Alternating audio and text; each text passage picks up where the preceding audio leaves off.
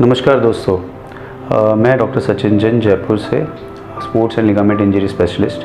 आज मैं आपको बताऊंगा कि एंकल इंजरीज़ हो जाती है तो हमारा ऑलरेडी एक वीडियो है जिसमें एंकल स्प्रेन्स के लिए अगर हमको बिना ऑपरेशन के ठीक करना है तो उसके लिए क्या क्या प्रिकॉशंस और कैसे ठीक किया जाता है। बट कभी कभी कोई पेशेंट्स में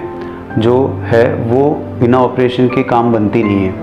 अब कौन से पेशेंट्स हैं जिनमें हमको एंकल लिगामेंट की इंजरीज़ के लिए ऑपरेशन की ज़रूरत पड़ सकती है और हमें कितने दिन वेट करना चाहिए।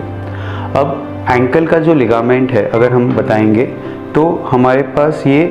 3 लिगामेंट्स होते हैं मेन। एक तो है ATFL लिगामेंट आपका, एक होता है यहाँ से यहाँ पे जाने वाला ये है CFL लिगामेंट, और एक होता है अंदर की साइड में जो इसको हम कहते हैं डेल्टॉइड लिगामेंट। ये जो लिगामेंट्स होते हैं ये एंकल को स्टेबिलिटी प्रोवाइड करते हैं, और एंकल का लिगामेंट जब पूरी तरह फट गया या फुल थिकनेस टेयर हो गया और ये लिगामेंट अंदर की तरफ नीचे गिर गए या फट के ये दोनों छोर जो है अलग हो गए हैं तो प्लास्टर भी लगा दिया आपने और उसके बाद भी आपका अगर पेन बरकरार रहता है या 3 महीने हो जाते हैं और आपका पेन जो है वो कंटिन्यूस रहता है तो ऐसे केसेस में हमको ऑपरेशन के बारे में सोचना पड़ता है। रिपीटेड इंस्टेबिलिटीज़ के आप चल रहे हैं, प्लास्टर लगा दिया आपने 3 हफ्ते, आपने एक्सरसाइज भी कर ली, 3 हफ्ते बाद 3 महीने बाद भी आपके एंकल में चलते वक्त थोड़ा भी छोटा गड्ढा आ जाए तो आपका ट्विस्ट हो जाता है एंकल, या आप सीढ़ी एक भी स्टेप छोड़ देते हो और आपका एंकल ट्विस्ट हो जाता है। तो ऐसे केसेस में भी हमको जो है ऑपरेशन के बारे में सोचना पड़ सकता है। हाई लेवल स्पोर्टिंग एक्टिविटी वाले पेशेंट्स जिसमें जो बहुत अच्छे लेवल पे खेल रहे हैं, नेशनल लेवल प्लेयर्स या इंटरनेशनल लेवल प्लेयर्स, जिनके जो एक्टिविटीज़ है और भागने दौड़ने की क्षमता है बहुत ज़्यादा होने वाली है, ऐसे केसेस में भी जिसमें इंस्टेबिलिटी है या उनको जो पावर है, उनका जो फोर्स है एंकल पे वो बहुत ज़्यादा लगने वाला है,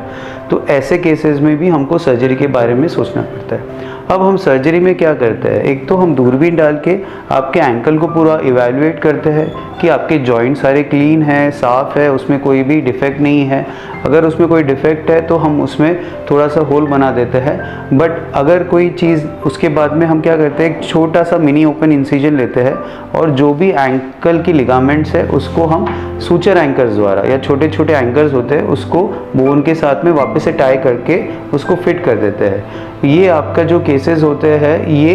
अक्यूट केसेस या 3 महीने पहले या अराउंड अबाउट 1 से 2 साल के बीच के केसेस में होता है। अगर ये बहुत लंबा खिंच जाता है या 2 साल 3 साल हो जाता है और आपका लिगामेंट पूरा ही ख़राब हो गया है या गायब हो गया है तो ऐसे केसेस में हमको नया एक लिगामेंट लेना पड़ता है और उसको हम वापस से आपके नया लिगामेंट को रिकंस्ट्रक्ट करते हैं। तो ऐसे केसेस में रिपेयर नहीं होगा लिगामेंट, ऐसे केसेस में लिगामेंट का रिकंस्ट्रक्शन होगा या नया लिगामेंट हम उसको फिट करेंगे ताकि इसकी इंस्टेबिलिटी कम हो जाए और आप वापस से रिहैबिलिटेशन में करके 3 से 6 महीने में अपने वापस से अपने जो भी स्पोर्टिंग एक्टिविटीज़ में वो जा सको।